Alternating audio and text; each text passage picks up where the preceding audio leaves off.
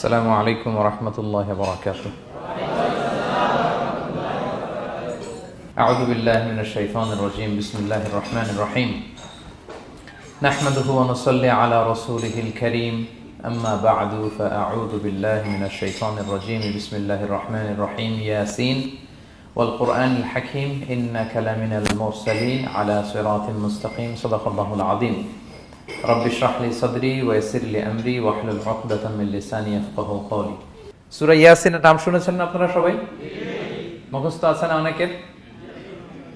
আমরা ছোটবেলা থেকে দেখতাম যে আমাদের দাদিরা, নানিরা, মায়েরা, খালারা ওনারা সূরা ইয়াসিন সকালবেলা পড়তেন, তাদের মুখস্থ ছিল সূরা ইয়াসিন। তো সূরা ইয়াসিন দুইটা পারায় একসাথে করে অবস্থিত, 22 এবং 23 পারা। এটা মাক্কি সূরা, ধারাক্রম অনুসারে এটা কোরআনের 36 নম্বর সূরা। এই সূরাটির আয়াত সংখ্যা মোট 83। এই সূরার অনেক ফজিলত আছে, কিন্তু ফজিলতগুলো বেশিরভাগ দুর্বল সনদের। একটা শুধু হাসান পর্যায়ের হাদিস পাওয়া যায়, বাকি সব দুর্বল। তো দুর্বল হলেও সমস্যা নাই, ফজিলতের ক্ষেত্রে দুর্বল হাদিস গ্রহণ করা যায়। কি কি আছে? এক হাদিসে সুনানে তিরমিজির বর্ণনায় রাসূল সাল্লাল্লাহু আলাইহি ওয়াসাল্লাম বলেছেন, ইন্না লিকুল্লি শাইআন কলবান ওয়া কলবুল কুরআনি ইয়াসিন। সব জিনিসের হৃদয় আছে, আর কোরআনের হৃদয়ের নাম হচ্ছে সূরা ইয়াসিন। যে ব্যক্তি একবার সূরা ইয়াসিন পড়ে, সে 10 বার পুরো কোরআন পড়ার সওয়াব পেয়ে যাবে। এটা একটা ফাজিলাত। আচ্ছা, আরেক ফাজিলাতে আছে, রাসূল সাল্লাল্লাহু আলাইহি ওয়াসাল্লাম বলেছেন, ইকরাউ সূরাতা ইয়াসিন আলা মাউতাকুম। তোমাদের মুমূর্ষদের সামনে বসে সূরা ইয়াসিন পড়ো। মৃত্যু পথযাত্রী এখনই মারা যাবে, অসুস্থ হয়ে পড়ে আছে, তাদের যাতে কষ্ট কম হয়, লাঘব হয়, রাসূল সাল্লাল্লাহু আলাইহি ওয়াসাল্লাম বলেছেন সূরা ইয়াসিন তার সামনে বসে পড়ো। কেন? এটা আমি সামনে বলবো। এগুলো দাঈফ সনদের। হাসান পর্যায়ের একটা মাওকুফ হাদিস আছে, ইবনে আব্বাস রাদিয়াল্লাহু তাআলা আনহু বলতেন যে ব্যক্তি মান ক্বারা ইয়াসিন হিনা ইউসবিহু, সকালবেলা যদি কেউ সূরা ইয়াসিন পড়ে, তাহলে সারা দিনের সব কাজগুলো আল্লাহ তার জন্য সহজ করে দেয়। আবার রাতে যদি কেউ সূরা ইয়াসিন পড়ে, সারা রাতের সব কাজ তার জন্য আল্লাহ তাআলা সহজ করে দেয়। এবং ইবনু কাসির ওনার তাফসির মিন তাজরিবাতিহি, মানে তার এক্সপেরিয়েন্স থেকে, কোনো হাদিস দলিল না, ওনার অভিজ্ঞতা থেকে বলেছেন যে আমি যখনই কোনো বিপদে পড়েছি, সূরা ইয়াসিন তেলাওয়াত করার পর আল্লাহ তাআলা ওই কাজটা আমার জন্য সহজ করে দিয়েছেন। এখন সূরা ইয়াসিন বেশি বেশি তেলাওয়াত করবেন তো নাকি? মাশাআল্লাহ, ঠিক আছে। মাক্কি সূরাগুলোর মূল প্রতিপাদ্য বিষয় হচ্ছে তাওহীদ, রিসালাত, আখিরাত। মাক্কি সূরাগুলো সাধারণত তাওহীদ, রিসালাত এবং আখিরাত নিয়ে কথা বলে। সূরা ইয়াসিনও তার ব্যতিক্রম নয়। এই সূরারও মূল কথা তাওহীদ, রিসালাত এবং আখিরাত। বিশেষ করে পুনরুত্থান, পুনরুজ্জীবন, the concept of resurrection, life after death. মৃত্যুর পরে যে আবার আমরা জাগবো ঘুম থেকে, আবার জীবন হবে, আবার বিচার হবে, এটা বিশ্বাস হয় আপনাদের? হ্যাঁ, মক্কার লোকদের বিশ্বাস হতো না। তারা অবাক হয়ে শুনতো রাসূল সাল্লাল্লাহু আলাইহি ওয়াসাল্লামের কাছ থেকে যে বলে কি, আমরা মরে যাব, পচে যাব, গলে যাব, জীর্ণ শীর্ণ হয়ে যাব, আমাদের হাড্ডি খুঁজে পাওয়া যাবে না, অস্তিত্ব পাওয়া যাবে না, আবার আমরা নাকি জীবিত হব, আবার নাকি উঠবো, আবার বিচার, আবার কি কি বলে মুহাম্মদ। তারা মিলাতেই পারতো না এটা। এই জন্য তাদের কাছে দ্য কনসেপ্ট অফ আখিরা, life after death, specially the concept of রেসারেকশনটাকে ক্লিয়ার করার জন্য আল্লাহ তাআলা এই সূরাটা নাযিল করেছেন। তাহলে এই সূরার সেন্ট্রাল থিম, মূল প্রতিপাদ্য বিষয় হচ্ছে পুনরুজ্জীবন বা পুনরুত্থান, মানে আবার যে আমরা পুনরায় উঠবো। বিশ্বাস হয় আপনাদের? হ্যাঁ, এটা কিন্তু মহাসত্য, বিশ্বাস রাখতে হবে আমাদের যে না, মরে গেলে সাময়িক দেখা যায় পচে যায়, কিন্তু আবার আমরা উঠবো। এবং এজন্যই মুমূর্ষু ব্যক্তির সামনে সূরা ইয়াসিন পড়তে বলা হয়েছে। আপনি যখন সূরা ইয়াসিন পড়বেন, তার সামনে কাইন্ড অফ আপনি তাকে বোঝাতে যাচ্ছেন যে আপনি প্রকৃতপক্ষে মারা যাচ্ছেন না, এটা আপনার জীবনের পূর্ণ সমাপ্তি নয়, বরং এটা এই নশ্বর দুনিয়া থেকে আপনার অস্তিত্বের সাময়িক একটা বিদায়। কেউ যে মারা যাচ্ছে, আমার দাদা, আমার বাবা মারা যাচ্ছে, আমরা বিদায় দিচ্ছি, আজীবন হারাই ফেললাম নাকি তারে আমরা? কি সে কি আজীবনের জন্য মিসিং? সাময়িক একটা বিদায়, একটা শর্ট ব্রেক। ওনার অস্তিত্বের এই নশ্বর দুনিয়া থেকে ওনার অস্তিত্বের সাময়িক একটা বিদায়, কিন্তু পরবর্তী দুনিয়ায় তিনি কিন্তু আবার অনন্ত জীবন লাভ করবেন। তার মানে শারীরিক একটা মৃত্যু হচ্ছে, তার রুহের কোনো মৃত্যু নেই, হয় ইল্লিনে নয় সিজ্জিনে। ঠিক কিনা বলেন? আমাদের রুহগুলো কিন্তু মরে না, এটা আল্লাহর অর্ডারে ঢুকেছে, আল্লাহর অর্ডারে বের হয়, হয় ইল্লিনে নয় সিজ্জিনে। বিশ্বাসীদের রুহগুলো ইল্লিনে থাকে, আমাদের রুহগুলো যেন সেখানে থাকে, আমরা আল্লাহর কাছে কামনা করি, আমরা পড়ি আমিন। এজন্যই মৃত ব্যক্তিদেরকে আশাব্যঞ্জক করার জন্য এই সূরাটা, এই সূরার মধ্যে যে কথাগুলো বোঝানো হচ্ছে যে আবার আপনি উঠবেন, আবার জীবিত হবেন, আবার আমরা মিলিত হব, বিচারের মুখোমুখি হব, আবার আমরা জান্নাতে একত্রিত হব, আমাদের গেট টুগেদার হবে, আমাদের রিট্রিট হবে। মানে মৃত্যুর মধ্যে আমরা আনন্দ খুঁজে বেড়াই নাকি? হ্যাঁ, মৃত্যু নিয়ে অনেকের কত ভয়, কিন্তু আমরা তো মৃত্যুই একমাত্র ওয়ে যার মধ্য দিয়ে আমরা আমাদের রবের সাথে সাক্ষাতের গেট ওয়ে। এটা আল্লাহর সাথে সাক্ষাতের প্রথম ধাপ হচ্ছে আপনাকে দুনিয়া ছাড়তে হবে, এছাড়া কি আল্লাহর সাক্ষাৎ পাওয়া যাবে? যাবে না। এই জন্য মৃত ব্যক্তির সামনে আল্লাহর হাবিব সাল্লাল্লাহু আলাইহি ওয়াসাল্লাম রাহমাতুল লিল আলামিন মুহাম্মদ রাসূলুল্লাহ সাল্লাল্লাহু আলাইহি ওয়াসাল্লাম তিনি সূরা ইয়াসিন তেলাওয়াত করতে বলেছেন। তাহলে সেন্ট্রাল থিম ক্লিয়ার সবার কাছে না? এবার আসেন কিছু প্রাইম লেসন, কোর লেসন সূরা ইয়াসিন থেকে। আমি সম্ভবত গত বছর আমার ভেরিফাইড ফেসবুক পেজ থেকে আমি 4টা লাইভ সিরিজ করেছি 4 ঘন্টার সূরা ইয়াসিনের উপর। আপনারা শুনবেন এগুলো, খুবই ওয়েল ডকুমেন্টেড ম্যানারে একাডেমিক ওয়েতে আলোচনা করেছি। যাদের সময় আছে শুনবেন এই লাইভগুলো। তো আমি এখন শুধু সার নির্যাসটা প্রাইম লেসন বা কোর লেসনগুলো নিয়ে আসি। 1 নম্বর লেসন হচ্ছে আল্লাহ তাআলা বলেছেন যে কোরআনের আয়াতগুলো একটার সাথে আরেকটা well connected, completely well knit, এটা well protected. One doesn't differ the other or contradict the other. কোনো আয়াত আরেক আয়াতের বিপরীতে যায় না, একটা আরেকটার সম্পূরক, পরিপূরক, ওয়েল নেট, ওয়েল কানেক্টেড। এটাই প্রমাণ করে যে এটা কার কাছ থেকে নাজিল হয়েছে? আল্লাহ সুবহানাহু ওয়া তাআলার কাছ থেকে নাজিল হয়েছে। আল্লাহ তাআলা এটাই বলেছেন ইয়াসিন, তারপরে ওয়াল কুরআনিল হাকিম। হাকিম বিমানা মুহকাম, মানে কোরআনের আয়াতগুলো পোক্ত। এটা হচ্ছে completely well net, perfectly connected, একটা আরেকটার সাথে কানেক্টেড। এক আয়াত ইফাসসিরু বা'দুহু বা'দান, এক আয়াত আরেক আয়াতকে ব্যাখ্যা করে। অনেক কথা কোরআনের এক জায়গায় সংক্ষেপে বলা হয়েছে, আরেক জায়গায় বিস্তারিত, এক জায়গায় ছোট করে আরেক জায়গায় বড় করে। কোনো আয়াত আরেক আয়াতের সাথে কন্ট্রাডিক্ট করে না। আল্লাহ তাআলা বলছেন আফালা ইয়াতাদাব্বারুনাল কুরআন ওয়ালাউ কানা মিন ইনদি গায়রিল্লাহি লাওয়াজাদু ফীহি ইখতিলাফান কাসীরা। তারা কি কোরআন নিয়ে গবেষণা করবে না? এই কোরআন যদি আল্লাহ ছাড়া অন্য কারো কাছ থেকে নাজিল হতো তাহলে তারা কোরআনের মধ্যে অনেক বিরোধ দেখতে পেত, পরস্পর বিরোধ, অনেক বিরোধ দেখতে পেত। কিন্তু কোরআনের ভেতরে এই পুরো 30 পারায় কোথাও কি এক আয়াতের সাথে আরেক আয়াতের কন্ট্রাডিকশন আছে? কোনো বিরোধ আছে বলেন? না, এটা ওয়েল নেট, ওয়েল কানেক্টেড। অন্য আয়াতে আল্লাহ বলছেন লা ইয়াতিহিল বাতিলু মিন বাইনি ইয়াদাইহি ওয়ালা মিন খালফি। সামনে থেকে পেছন থেকে কোরআনে কোনো বাতিল অনুপ্রবেশ করতে পারে না, কারণ তানজিলু মিন হাকিমিন হামিদ, এটা প্রজ্ঞাময় প্রশংসিত আল্লাহর পক্ষ থেকে এটা প্রোটেক্টেড একটা কিতাব নাজিল হয়েছে। ফলে এটা কিয়ামত পর্যন্ত প্রোটেক্টেড থাকবে। এক আয়াত আরেক আয়াতের ব্যাখ্যা করে দেয়, এটা হচ্ছে একটা ব্যাখ্যা। আবার আল কোরআনিল হাকিম মানে হচ্ছে বিজ্ঞানময় কোরআন। কোরআনের মধ্যে অনেক বিজ্ঞানের কথাও আছে। শুধু বিজ্ঞান, বিজ্ঞান নিয়ে কি আছে প্রায় 1.5 ঘন্টার লেকচার আছে আমার। Scientific indications of the holy Quran, cosmic symbols, natural phenomena, cosmology, embryology, morphology, blah blah blah, অনেক কিছু। কিভাবে এই পানি উপরে যায়, ওয়াটার সাইকেল, হাইড্রোলজিক্যাল সাইকেল, বৃষ্টি হয়, সূর্য কিভাবে ডুবে ওঠে, চাঁদ, তারপর মহাবিস্ফোরণ, বিগ ব্যাং থেকে শুরু করে মায়ের পেটে বাচ্চার ভ্রূণ কিভাবে ডেভেলপ করে, যত কসমিক সিম্বল আছে কোরআনে, এটা নিয়ে আমার 1.5 ঘন্টার একটা কোরআনের সায়েন্টিফিক ইন্ডিকেশনাল লেকচার আছে। তো সেদিকে আমি যাব না। তো আল কোরআনুল হাকিমের 2টা ব্যাখ্যা হয়। এক হচ্ছে মুহকাম, মানে কোরআনের আয়াতগুলো প্রোটেক্টেড, কানেক্টেড। আরেকটা হচ্ছে কোরআনের আয়াতগুলো বিজ্ঞানসম্মত, বিজ্ঞানের সাথেও কন্ট্রাডিকশন করে না। কিছু যদি অমিল থাকে বিজ্ঞানের অপেক্ষা করা উচিত। বিজ্ঞান সামনে আরো শিখবে, আরো জানবে, আরো ডেভেলপ হবে, তখন বারবার বিজ্ঞানের মাথা কোরআনের দিকে নিচু হয়ে আসবে। ঠিক কিনা বলেন?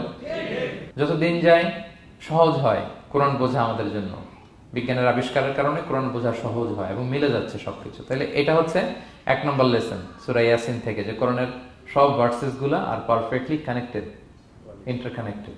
1 নম্বর। 2 নম্বর হচ্ছে সূরা ইয়াসিনের 10 নম্বর আয়াতে আল্লাহ তাআলা বলেছেন ওয়াসাওয়াউন আলাইহিম আনযারতাহুম আম লাম তুনজিরহুম লা ইউমিনুন। হে নবী, আপনি তাদেরকে ওয়ার্নিং দেন আর না দেন সমান সমান, কাজ হবে না।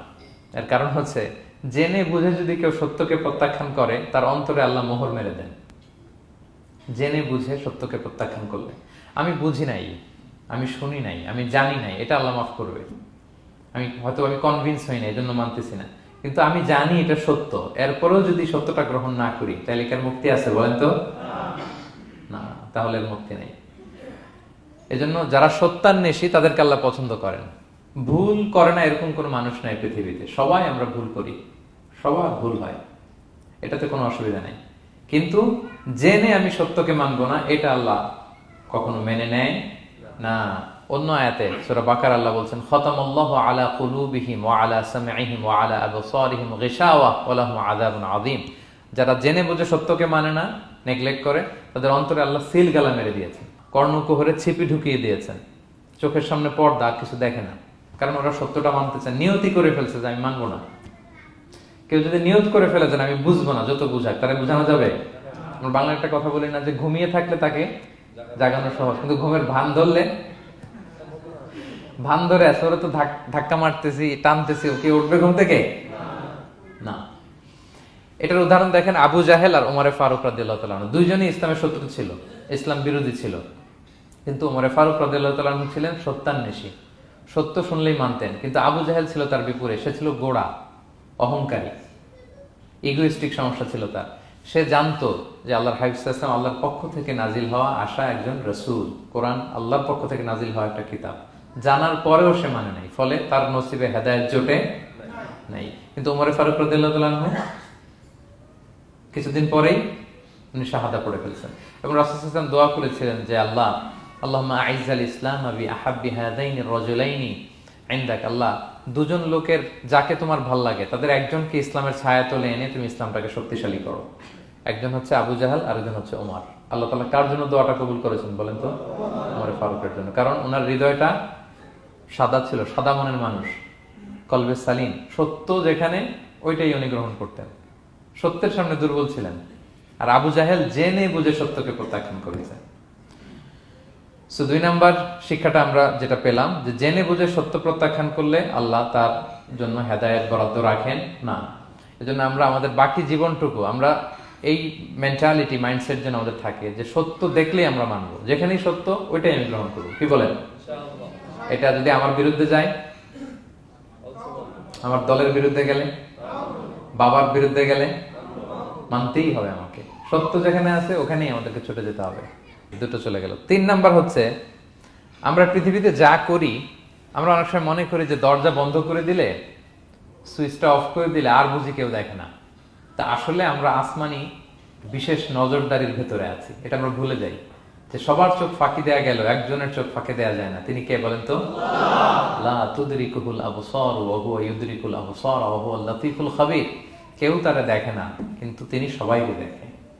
কোন চোখ তাকে দেখে না, কিন্তু তিনি সব চোখগুলোকে দেখে। তাহলে 3 নম্বর লেসন হচ্ছে, everything is recorded in well documented man. আমরা যা বলি, যা করি, যা লিখি, সবকিছু রেকর্ড করা হচ্ছে। কিন্তু সেদিন আপনি দেখবেন, ভালো করলেও দেখবেন, খারাপ করলেও আপনি দেখবেন। তার মানে সবকিছু লিপিবদ্ধ হচ্ছে, সংরক্ষিত হচ্ছে। এটা আল্লাহ কোথায় বলেছেন? সূরা ইয়াসিনের 12 নম্বর আয়াত। আল্লাহ বলেন, নাকতুবু মা কদ্দামু ওয়া আসারহুম, তারা যা আমল করেছে আমি লিখে রাখি, ওয়া আসারহুম, এবং যা তারা দুনিয়ার জন্য রেখে গিয়েছে তাও লিখে রাখি। মানে এনি অ্যাকশন দে লেফট বিহাইন্ড, এনি ইফেক্ট দে লেফট বিহাইন্ড।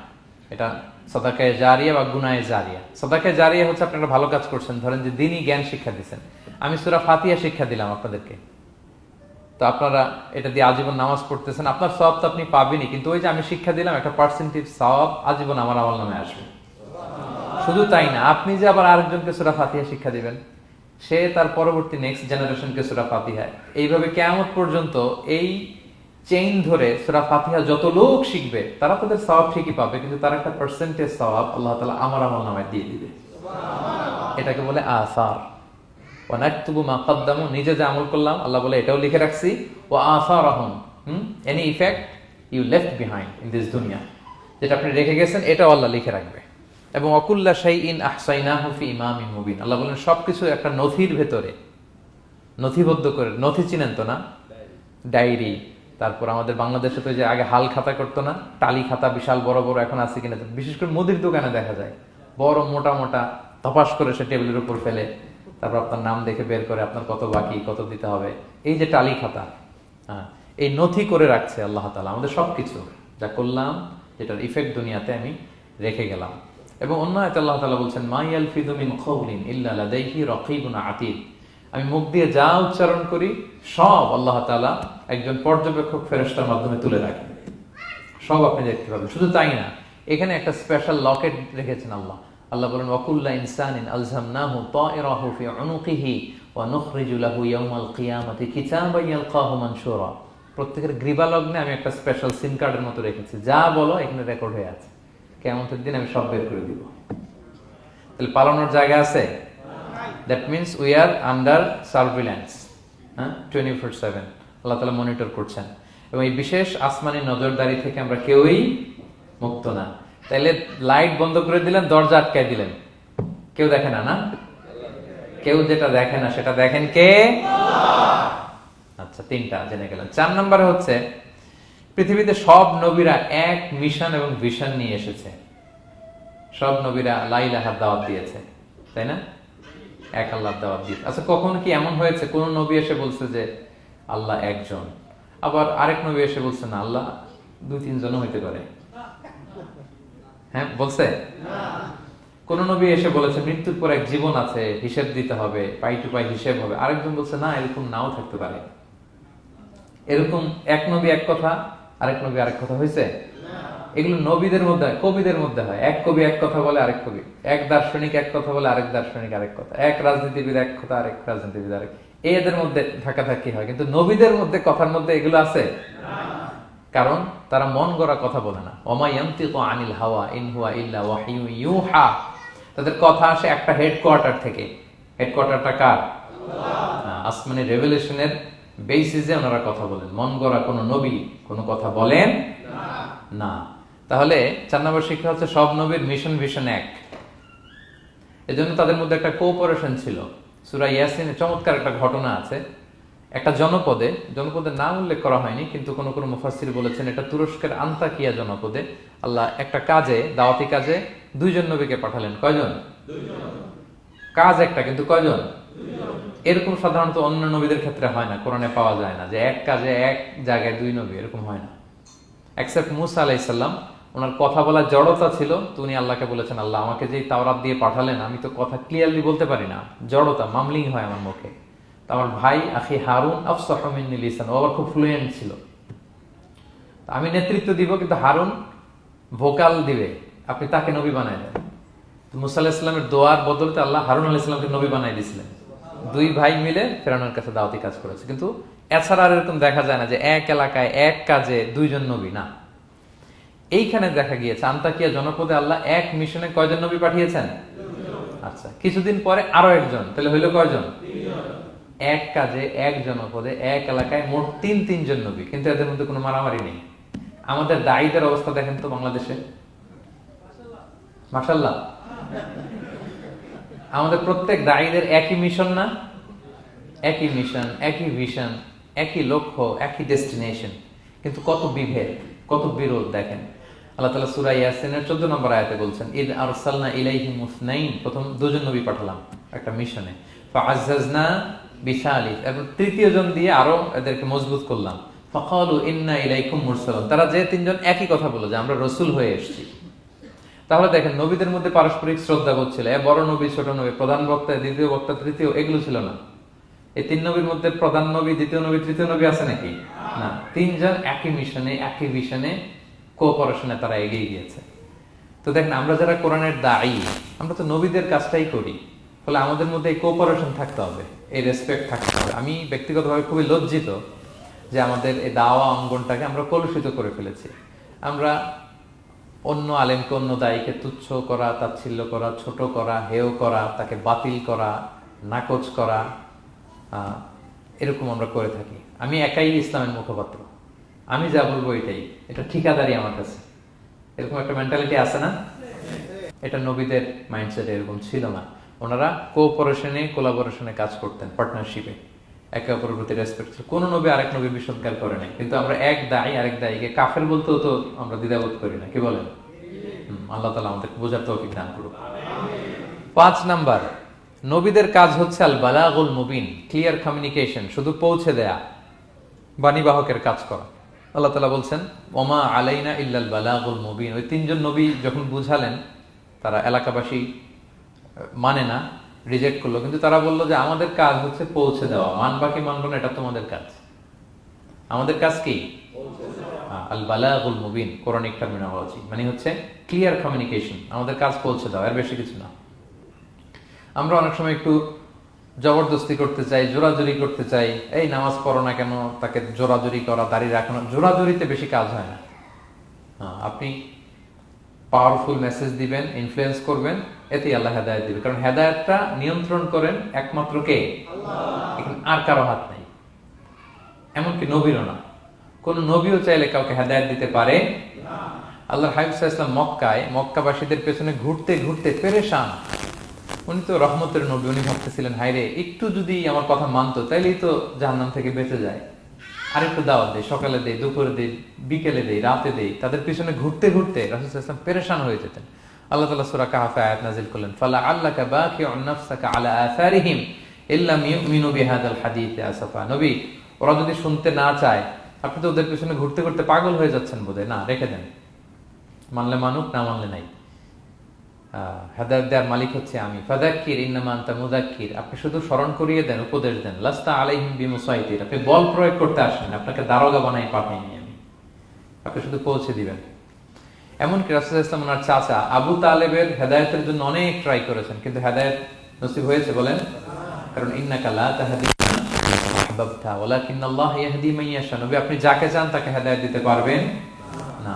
তাহলে আমাদের যারা দাঈ, আমাদের কাজ কি? পৌঁছে দেওয়া। বলেন তো, কাজ কি? নাকি বল প্রয়োগ করা, জোরাজোরি করা? মাশাআল্লাহ। 7 নাম্বার লেসন হচ্ছে, এই পৃথিবীর সবকিছু আইন মানে কার? বলেন তো? আল্লাহর। ইচ্ছায় অনিচ্ছায় সবকিছু আল্লাহর আইন মানে, আমরা ছাড়া শুধু। আকাশ, জমিন, বাতাস, বৃষ্টি, মেঘমালা, পাহাড়, সাগর, নদী, সূর্য, চন্দ্র, সব আইন মানে কার? আল্লাহর আইন মানে। সে কথা আল্লাহ বলছেন, ওয়াশ-শামসু তাজরি লিমুস্তাকাররিল লাহা, আমি সূর্যের জন্য একটা গতিপথ দিয়েছি, কক্ষপথ, অক্ষপথ, সে ওইদিকেই ঘুরে, ওরা ঘুরতে বলছে ও ঘুরে, এর কোনো ব্যত্যয় নাই। যালিকা তাকদীরুল আজিজিল আলিম, এটা আমি আল্লাহ ফিক্স করে দিয়েছি। ওয়াল কামারা কাদ্দারনাহু মানাজিলা হাত্তা আদা কাল উরজুনিল কাদিম, আর চাঁদকে আমি 30টা মঞ্জিল দিয়েছি। দেখবেন চাঁদ কিন্তু এক জায়গায় উদিত হয় না, 30 দিনে 30 জায়গায়, পুরো মাস ব্যাপী এদিক থেকে ওদিকে শুধু ঘুরে। এটা আল্লাহ ফিক্স করে দিয়েছে, এটা ওর বিধান। আমাদের জন্য কোরআন বিধান হিসেবে দিয়েছে, আমরা মানি না, কিন্তু প্রত্যেক প্রাণীর জন্য, সৃষ্টির জন্য যে বিধান আল্লাহ ফিক্স করেছেন ওরা ওইটাই মানে, এর একটু একচুল পরিমাণ ডান ব্যয় করে না। সুবহানাল্লাহ, সুবহানাল্লাহ। সো জগতের সবকিছু আল্লাহর দেয়া বিধান মেনে চলে, কারণ গোটা জগৎটাই তো তার। গোটা জগৎটা কার বলেন? ফলে আইনও চলবে তার। আমরা যেন আল্লাহর সবগুলো আইন মেনে চলি। 8 নাম্বার হচ্ছে, এই যে আমরা জান্নাতের কথা শুনি, কিয়ামতের কথা শুনি, আখিরাতের কথা শুনি, একদিন আমরা এটা চাক্ষুষ দেখতে পাবো, তখন আমাদের এই বিশ্বাসটা আরো প্রগাঢ় হবে। মৃত্যুর পরে যে আমাদের লম্বা ঘুম, এই আমাদের নিদ্রা ভঙ্গ যেদিন হবে, সেদিন আমরা সব দেখতে পাবো, চাক্ষুষ কিয়ামতের সবকিছু।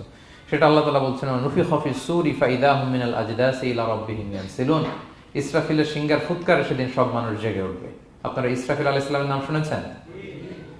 কে উনি? একজন ফেরেশতা। উনি বড় একটা সিংহায় ফুৎকার দিবেন।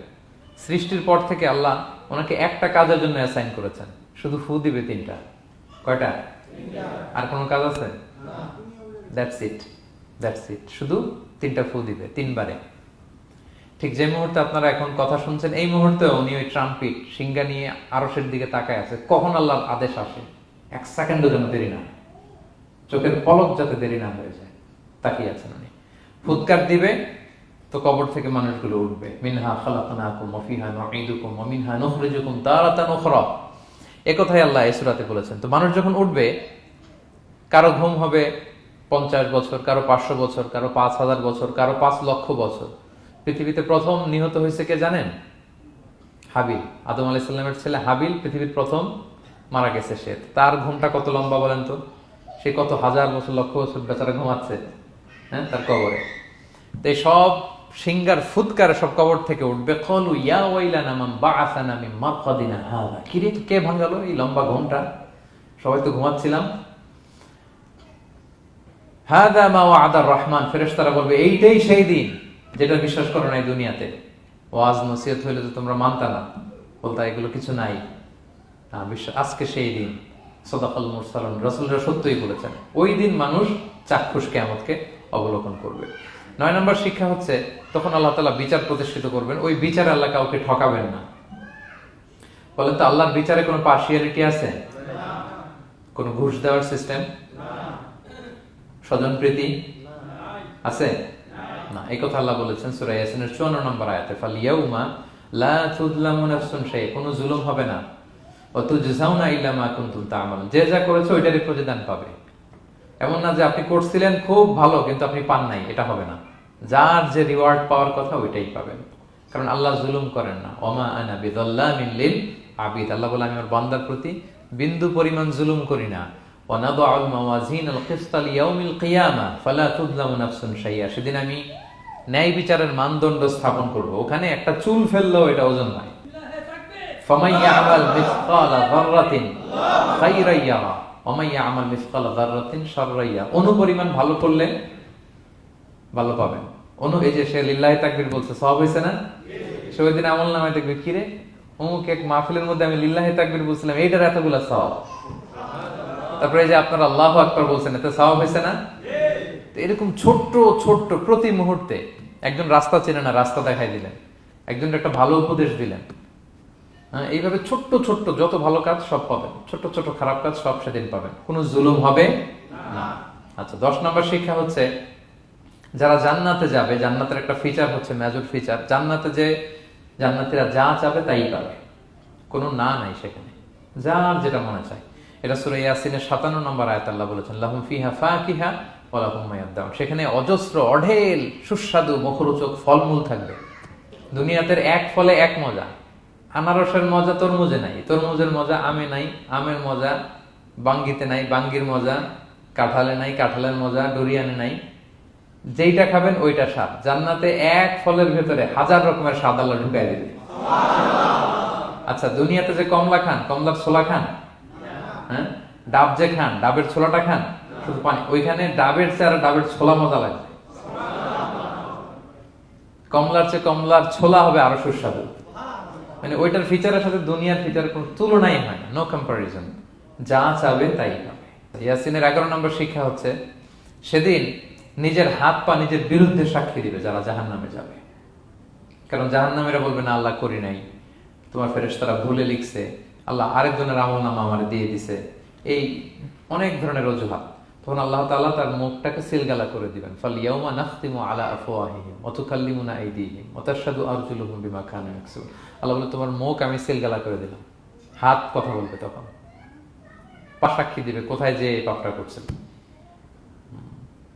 আপনি অবাক হবেন, কি রে, এই হাতে তো কত আংটি পরলাম, এরপর কত লোশন মাখলাম, হ্যাঁ, কত সুন্দর বডি ওয়াশ দিয়ে হাতটাকে ক্লিন রাখলাম, তারপর হাতের মধ্যে গ্লাভস পরলাম, হাত পা কত যত্ন আমি নিলাম, এই হাত পা আমার বিরুদ্ধে কথা বলে। রাগে মানুষ বলবে ওয়াকালু লিজুলুদিহিম লিমা শাহিদতুম আলাইনা, কি রে আমার বিরুদ্ধে কথা বলিস কেন?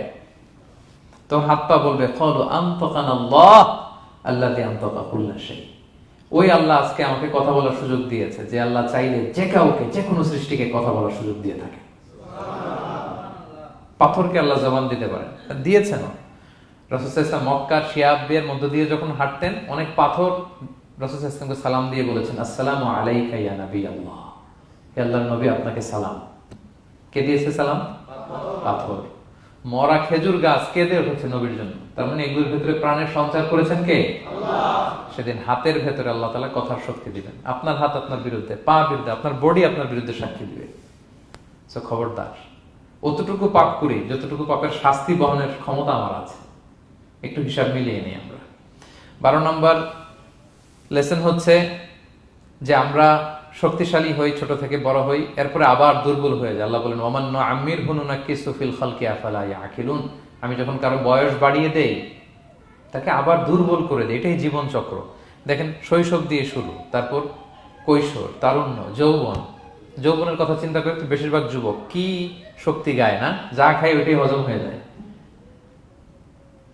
ওভারটাইম করতে পারি, লাগাতার কাজ করতে পারি, মানে অনেক ক্যাপাসিটি। কিন্তু সেই আপনি যখন 60, 70, 80-তে যাবেন আর পারা যায় না, তখন একটা লাঠি লাগে। কি লাগে?